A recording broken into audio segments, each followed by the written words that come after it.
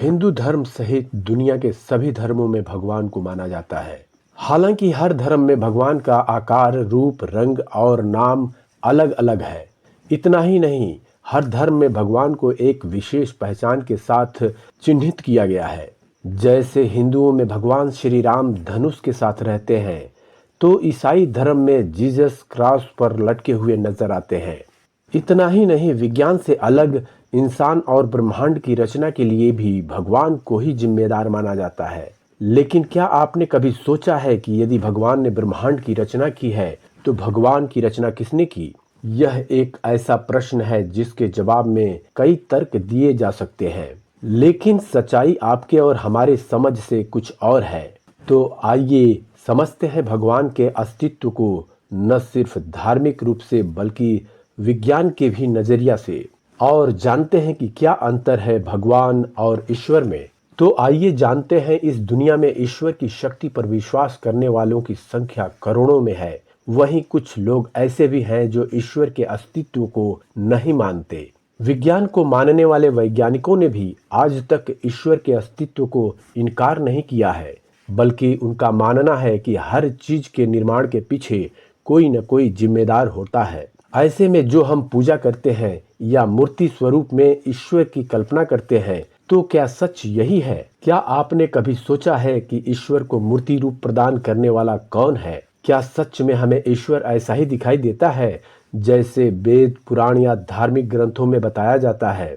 इस सवाल का जवाब जानने से पहले हमें यह समझना होगा कि आखिर ईश्वर क्या है और ईश्वर और भगवान के बीच क्या समानता है। यदि हम शब्दकोश में ढूंढने जाएं, तो ईश्वर और भगवान का अर्थ एक ही मिलेगा। वहीं व्याकरण के अनुसार ईश्वर और भगवान एक दूसरे के पर्यायवाची हैं। दुनिया के तमाम धार्मिक ग्रंथों के भगवान के अनेकों रूपों का वर्णन मिलता है, जिन्हें आदिकाल में ऋषि मुनियों द्वारा देखा और समझा गया था। रामायण के रचयिता महर्षि वाल्मीकि थे, जिन्होंने श्री राम के स्वरूप से अवगत करवाया। इसी रामायण को पढ़ने के बाद लोगों के बीच श्री राम भगवान के स्वरूप बनते चले गए, जिन्होंने मां सीता से विवाह किया, वनवास गए, लंकापति रावण का वध किया और अयोध्या के राजा बने।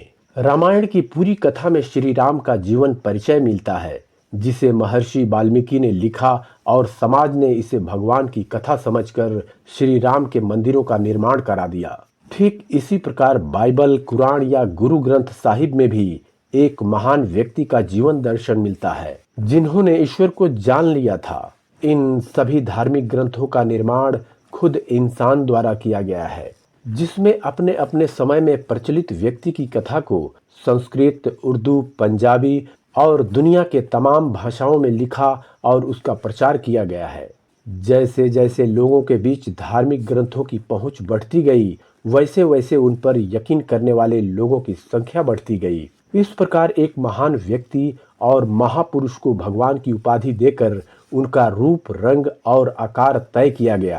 फिर उसे मूर्ति का रूप देकर लोगों के बीच प्रस्तुत किया गया।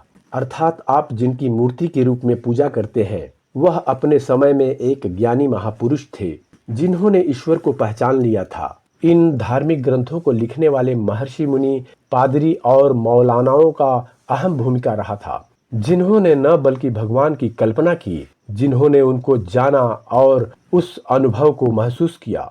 उदाहरण के लिए सचिन तेंदुलकर को क्रिकेट का भगवान कहा जाता है, लेकिन क्या हुआ? सच में वो भगवान तो है नहीं। सचिन के पास न तो कोई दैविक शक्ति है, न कोई साधना। फिर उन्हें क्रिकेट का भगवान क्यों कहा जाता है? दरअसल सचिन ने क्रिकेट खेलने के दौरान सिर्फ अपने लक्ष्य पर ध्यान दिया, उसकी साधना की और उसे ही अपनी शक्ति बना लिया। इसलिए सचिन को क्रिकेट का भगवान कहा गया। ठीक उसी तरह समय समय से इस धरती पर ऐसे महापुरुष पैदा हुए, जिन्होंने अपने कार्यों और विचारों से दुनिया को प्रभावित किया। तब लोगों ने उन्हें भगवान की उपाधि दे दी। ईश्वर क्या है, भगवान क्या है, ये तो आप समझ गए कि जिनकी पूजा हम सभी मूर्ति रूप में करते हैं। लेकिन भगवान को ही ईश्वर कहना गलत है, क्योंकि ईश्वर का कोई रूप, रंग, आकार नहीं होता। वह तो निराकार है। ईश्वर न तो कोई स्त्री है और ना ही कोई पुरुष, न ही देवी ना ही देवता। ईश्वर ब्रह्मा, विष्णु, महेश भी नहीं है और ना ही ईश्वर जल, पृथ्वी, वायु, आकाश और अग्नि है। ईश्वर ना ही दुर्गा है, ना ही रामकृष्ण बुद्ध है। ईश्वर ना माता है, न पिता है, और ना ही गुरु ईश्वर का स्वामी है। वह चारों तरफ होकर भी नहीं है।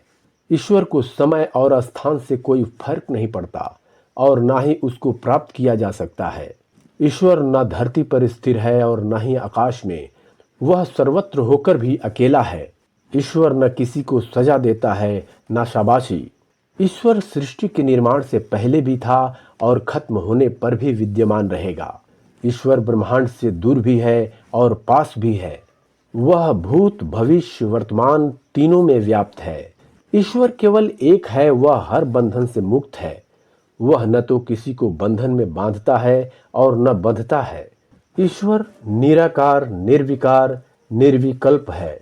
यानी ईश्वर की न तो कोई कल्पना की जा सकती है और ना ही उसे कोई आकार दिया जा सकता है और ना ही उसे मूर्ति रूप में बनाया जा सकता है। ईश्वर न कभी जन्म लिया और ना ही उसकी कभी मृत्यु होगी। ईश्वर मन और प्रकाश की भी गति से तेज चलता है, लेकिन स्थिर भी है। ईश्वर समस्त संसार में परिपूर्ण है, लेकिन इस पृथ्वी से बाहर भी मौजूद है। ईश्वर को क्यों नहीं खोज पाया साइंस ने? क्योंकि ऐसे में साइंस के दृष्टिकोण से देखा जाए तो साइंस ईश्वर को खोज ही नहीं सकता। साइंस एक तरह पदार्थ विज्ञान है, यानी साइंस इस चीज पर यकीन करता है कि जो पदार्थ के रूप में उपस्थित हो। लेकिन ईश्वर तो निराकार, जिसका कोई आकार नहीं, इसलिए उसे बनाने वाला भी कोई नहीं है। जबकि साइंस की नज़र में हर चीज के निर्माण के पीछे कोई क्रिया होती है, यानी कर्ता के बिना क्रिया असंभव है।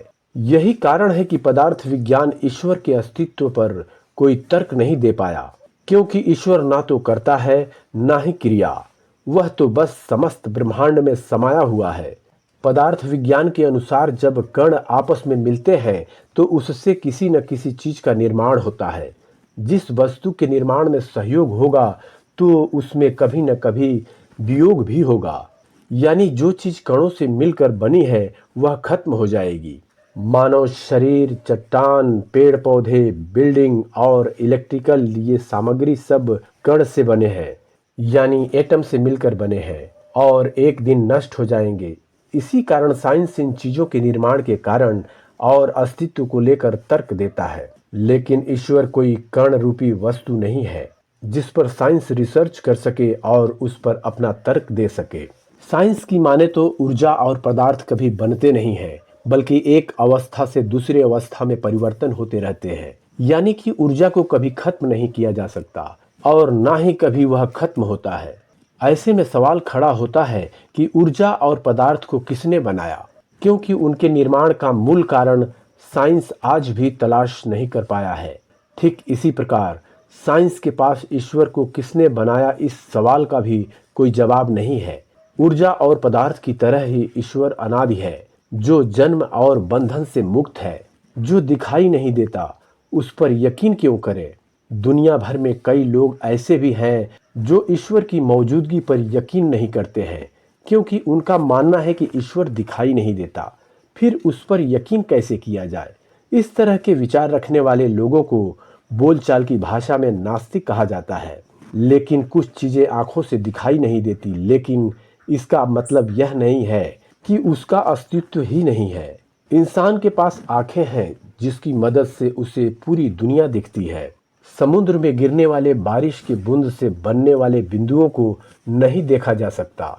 दिन में भी आकाश में तारे होते हैं, लेकिन सूर्य के प्रकाश में उन्हें भी नहीं देखा जा सकता। बेहद बारीक सूक्ष्म जीवों को भी हम नहीं देख सकते। हवा को भी नहीं देखा जा सकता। दूध में मक्खन होता है मगर वह दिखाई नहीं देता। कहने का मतलब सिर्फ इतना है कि ये जरूरी नहीं कि जो चीज आंखों से दिखाई ना दे उसका कोई अस्तित्व ही नहीं हो। सब नजरिया और विश्वास का खेल है। अगर आप किसी चीज को देखकर उसके अस्तित्व पर विश्वास करते हैं तो यकीनन आप उस चीज को जानते और पहचानते हैं। लेकिन अगर आप किसी चीज को जाने बगैर उसके अस्तित्व पर उंगली उठाते हैं या उसकी मौजूदगी को नकारते हैं तो आप खुद को मूर्ख बना रहे हैं। ईश्वर पर यकीन न करने वाले नास्तिकों को पूरा अधिकार है कि वह ईश्वर पर यकीन न करे, क्योंकि उन्होंने उसे देखा ही नहीं।